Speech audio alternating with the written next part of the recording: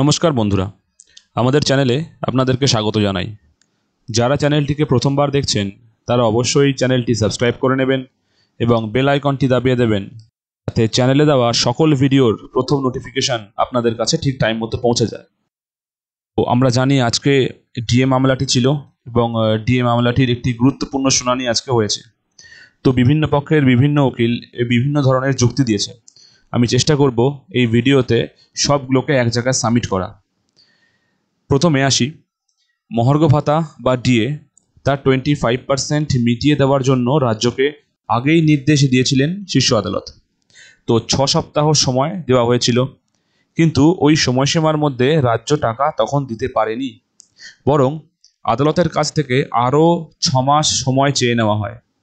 সেই আবেদনের ভিত্তিতে এই গত সোমবার থেকেই আজ পর্যন্ত ডিএ মামলার শুনানি চলছে সুপ্রিম কোর্টে। তো সোমবার শুনানিতে সুপ্রিম কোর্টের বিচারপতি সঞ্জয় ক্যারল এবং বিচারপতি পিকে মিশ্রের বেঞ্চে প্রশ্ন তোলা হয়, কেন সময়ে টাকা দেওয়া হলো না।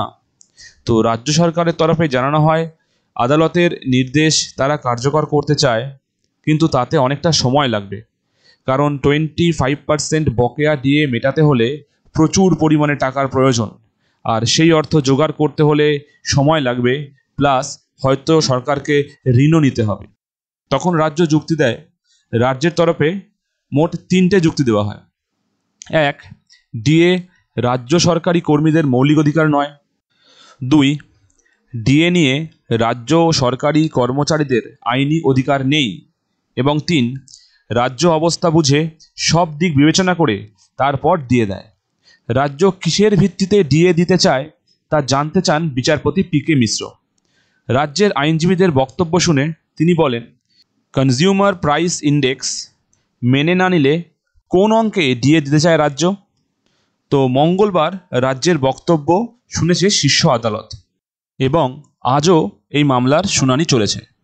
তো আজ ডিএ মামলার শুনানি চলাকালীন বিচারপতি সঞ্জয় কারল এবং বিচারপতি প্রশান্ত কুমার মিশ্রের ডিভিশন বেঞ্চে প্রথমে সওয়াল করেন মামলাকারীদের পক্ষের আইনজীবী গোপাল সুব্রমণ্যম।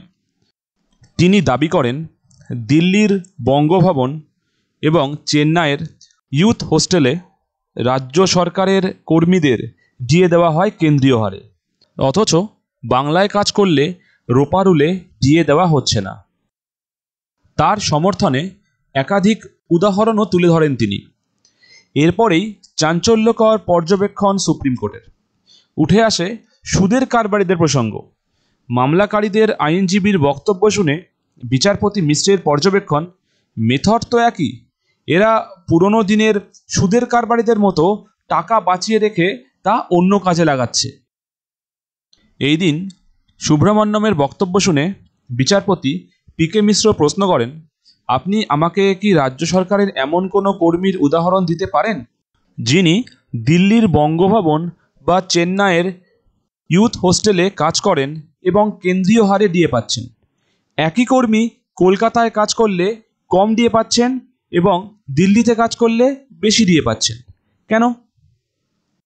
গোপাল সুব্রমণ্যম বলেন, নিশ্চয়ই, বঙ্গভবনে কাজ করলে যে কেন্দ্রীয় হারে ডিএ মিলছে সেই তথ্য দেওয়া হয়েছে সরকারি নথিতেই। All India consumer price index মেনে 2008 সাল থেকে এই পদক্ষেপ করা হয়েছে। রাজ্য সরকার বলছে তারা জানে না কিভাবে কেন্দ্রীয় হারে ডিএ দিতে হবে, কিন্তু তা ঠিক নয়, কারণ রাজ্য দিল্লি ও চেন্নাইয়ে কর্মরত সরকারি কর্মীদের কেন্দ্রীয় হারে ডিএ দিচ্ছে।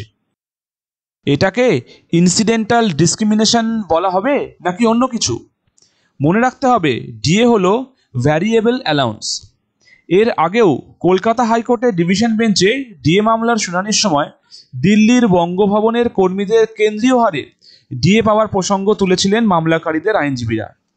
সুপ্রিম কোর্টের বিচারপতি পিকে মিশ্র এরপরই জানতে চান, বঙ্গভবনের কর্মীদের আলাদা ডিএ দেওয়ার জন্য রাজ্য সরকার কি আলাদা আদেশনামা জারি করেছিল?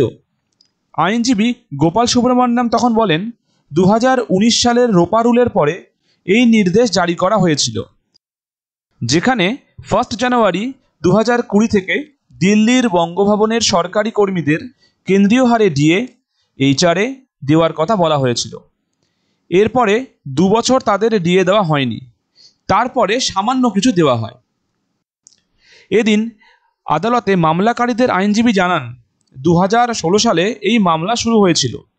2018 সালের 31শে আগস্ট কলকাতা হাইকোর্ট প্রথম রায় দিয়েছিল।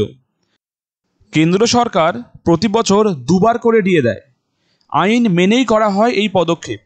আইন বলছে ডিএ কর্মীর ন্যায্য প্রাপ্য, সরকারকে তা দিতেই হবে। বেতন কমিশনের সুপারিশ সরকার মানতে পারে, নাও মানতে পারে। আর রোপারুলেই বলা হয়েছে রাজ্য সরকারের কর্মীরা সময়ে সময়ে ডিএ পাওয়ার জন্য যোগ্য, তারা এন্টাইটেলড। এটা কোনো গ্রেস নয়, বেতনের অবিচ্ছেদ্য অংশ।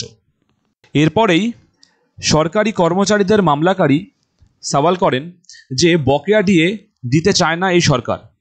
সেই প্রসঙ্গ বলতে গিয়ে মামলাকারীদের আইনজীবী জানান revised pay and allowance rules 2009 অনুযায়ী 2006 সালের 1 জানুয়ারি থেকে ডিএ কার্যকর হওয়ার কথা, কিন্তু রাজ্য সরকার 2006 সালের 1 জানুয়ারি থেকে 2008 সালের 31শে মার্চ পর্যন্ত এই সময়ের বকেয়া ডিএ না দেওয়ার সিদ্ধান্ত নেয়।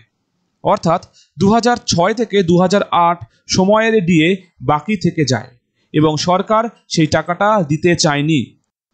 গোপাল সুব্রমণিয়াম আরও জানান নিয়ম অনুযায়ী আগে 1982 সালকে ভিত্তি বছর ধরে ডিএ হিসাব কষা হতো, এখন 2016 সালকে ভিত্তি বছর ধরা হয়। তিনি সওয়াল করেন ডিএর হিসাব করতে হবে এআইসিপিআই অনুযায়ী। এআইসিপিআই হলো একটি সংখ্যা যা দেখায় কতটা দ্রব্যমূল্য বেড়েছে। প্রতি মাসে এটি প্রকাশ করে কেন্দ্রীয় শ্রম মন্ত্রের শ্রম ব্যুরো। তো এরপর মামলাকারীদের পক্ষের আরেক আইনজীবী পিএস পাটোয়ালিয়াও ডিএ বন্ধ নিয়ে সওয়াল করেন সুপ্রিম কোর্টে। আজকে শুনানিতে তিনি বলেন এআইসিপিআই প্রতি মাসে চেঞ্জ হয়, কিন্তু প্রতি মাসে ডিএ পাল্টানো তো সম্ভব নয়। সেই কারণে কেন্দ্রীয় সরকার বছরে 2 বার ডিএ দেওয়ার কথা ঘোষণা করেছেন। আগে রাজ্য সরকারও বছরে 2 বার এমনভাবে ডিএর ঘোষণা করত, পরে তারা বছরে 1 বার ডিএ দেওয়ার সিদ্ধান্ত নেয়। তারপরে 1 বছর ছাড়া ছাড়া ডিএ দেওয়া হতো সরকারি কর্মচারীদের। তবে এখন ডিএ দেওয়ার কথা বললেই আর কথাই বলছে না রাজ্য সরকার। তিনি বলেন বকেয়া ডিএ প্রয়োজনে কিস্তিতে দেওয়া হোক, আমরা তাতেও প্রস্তুত, কিন্তু এখন ডিএ দেওয়ার কথা বলছেই না রাজ্য। নির্দিষ্ট সময় মতো ডিএ দিতে হয়, এটা সরকারের নীতির মধ্যে পড়ে, কিন্তু বকেয়া ডিএ দিতে চায় না এই রাজ্য সরকার। তো এরপরেই সময় শেষ হয়ে যায় এবং বৃহস্পতিবার আবার শুনানি হবে এই ডিএ মামলার, মানে কালকে। সেদিন রাজ্য পাল্টা সওয়াল করবে। শুধু তাই নয়, মামলাকারীর পক্ষে আইনজীবীদেরও কিছু বলার যদি থাকে তাও আদালতে জানাতে পারবেন তারা। সোমবার থেকে টানা ডিএ মামলার শুনানি চলছিল, বৃহস্পতিবার শুনানি শেষ হওয়ার কথা। এরপরে শীর্ষ আদালত কি বলে সেই দিকেই তাকিয়ে এখন সরকারি কর্মচারী ও রাজ্য সরকার। আজকে খবরটি এই পর্যন্তই। খবরটি ভালো লাগলে অবশ্যই একটি লাইক করবেন এবং চ্যানেলটি সাবস্ক্রাইব করবেন। ধন্যবাদ।